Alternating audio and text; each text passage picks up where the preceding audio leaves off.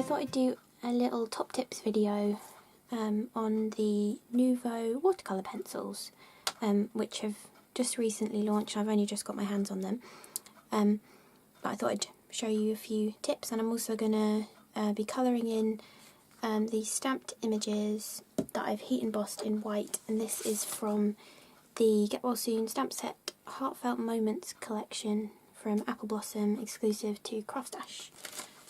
And I'm just going to show you how I like to use watercolour pencils.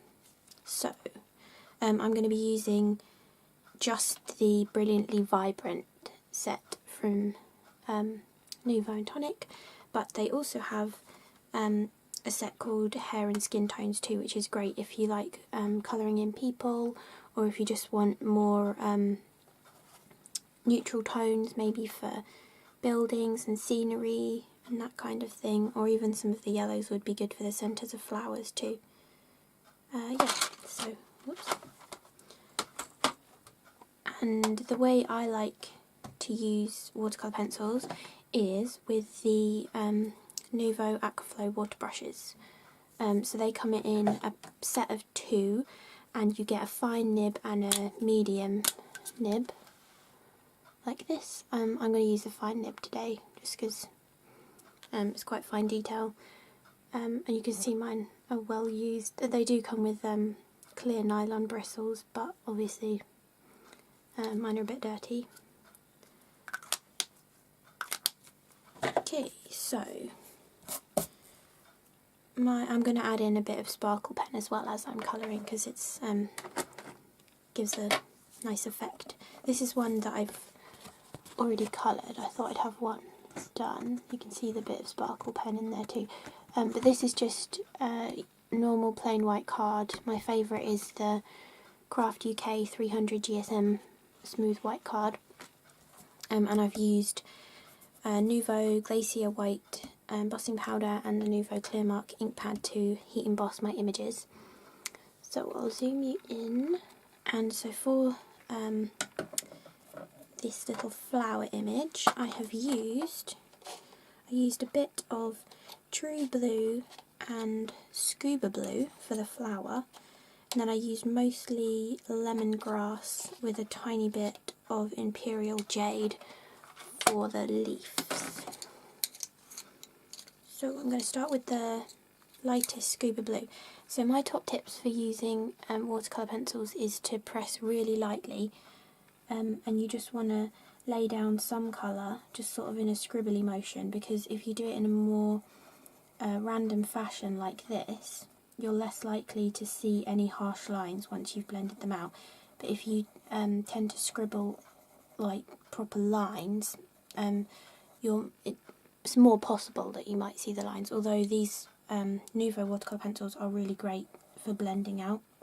I haven't had any problems with them. And I also did a video on my main channel, CRaFTi Potential. I think I called it Cutesy Blooms Card Trio or something like that.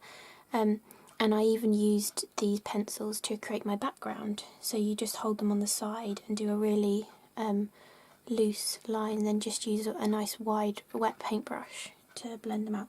But anyway, so I'm just laying down some of the lighter colour in most of the flower. Then I'm taking the True Blue, which is slightly dark. I'm going to do the smaller flower in that. And again, as you get onto the darker colours, you want to definitely press lighter, just to make sure you're not going to get any harsh lines left over. And then I'm just going to add the dark into the darkest areas of the flower, so sort of right near the base of the petals and where the petals overlap. Okay, and then I'm going to go back with that lighter colour for that little bit, add a bit of light in there too. Then for the leaves, I'm going to press lightly and go all over with the lemongrass, which is the lighter green.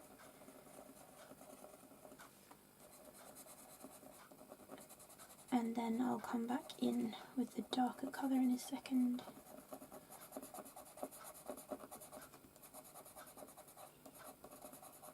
So when you're pressing lightly, you're kind of almost gliding over the paper, and so because you're using such light pressure, it doesn't matter that you're colouring over the top of the heat embossing, because you're not going to flick it off because you're not putting much pressure on the pencil. And then I'm coming in with a little bit of Imperial Jade, just to add a little bit of depth to the leaves and give a bit of shadow around the flower.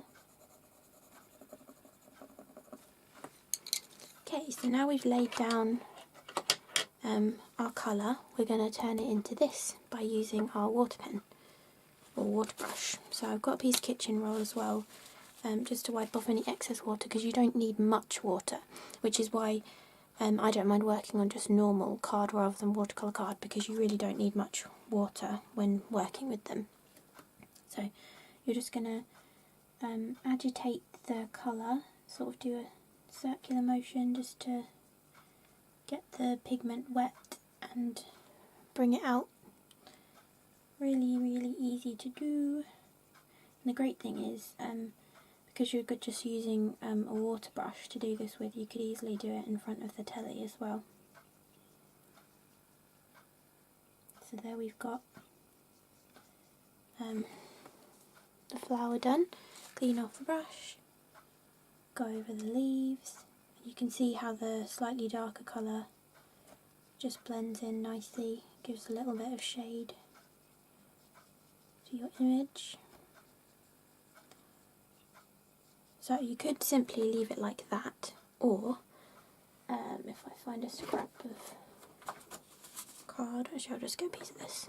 So if you want to darken the colour, you could wait for this to dry and go back in with a second layer of your coloured pencil, or your watercolour pencil, or you can just scribble on some scrap and use it as a palette to pick up some extra colour and blend that in just to deepen the tones, because I think it's always better to be lighter to begin with and then come back in with a darker colour to give extra shadows. Because if you press too hard or lay down too much dark colour, it's going to overpower your image if you do that to begin with. But if you do it this way, you can easily add that bit of shading without risking it overpowering the rest of your image. Also, never ever take your water brush to the end of your pencil. I've seen people do it in the past, but I thought it was like a cardinal sin of watercolouring, because if you get that lead wet, the water can travel all the way up the pencil, and especially if you get the wood wet, then it can travel and you might get a mouldy, rotting pencil then as well. So I would never put any water anywhere near my watercolour pencils. I would always scribble onto a bit of scrap card. Okay, so the next thing I want to do is, okay, so this is the one we've just done, and this is the one I did before. You don't see much difference there, but if I tilt it, you can see a little bit of sparkle. I think that just adds to it. So how I did that, I've used two of the new colours of the Nuvo glitter markers. I've used Athenian Blue and Morning Moss, and you simply just scribble a bit out onto your glass cutting mat and then pick it up with your water brush. Just dab in a little bit of sparkle. I just think it adds a really nice touch to your image, especially if you're going to keep this as a one layer card. Just adding in that little extra touch of some sparkle can really make the difference.